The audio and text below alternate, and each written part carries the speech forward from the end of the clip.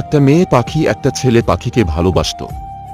তারা একসাথে উড়ে বেড়াত, গান গায়ত, নীল আকাশে পাড়ি দিত। হঠাৎ একদিন মেয়ে পাখিটির পায়ে খুব ব্যথা পেয়ে পা হারালো। মেয়ে পাখিটি কাঁদতে কাঁদতে ছেলে পাখিকে বলল, তুমি আমাকে ছেড়ে চলে যাবে না তো? ছেলে পাখিটি একটা শুনে তার নিজের দুটি ডানা কেটে ফেলে দিয়ে বলল, এইবার তো আমি চাইলেও তোমাকে ছেড়ে যেতে পারবো না। একদিন বড় একটা তুফান এসে তাদের ঘর ভেঙে দিল। তখন ছেলে পাখিটি মেয়ে পাখিকে বলল, তুমি নিরাপদ জায়গায় চলে যাও, আমার কথা চিন্তা করো না। মেয়ে পাখিটি তার কথা শুনে নিরাপদ জায়গায় উড়ে চলে গেল।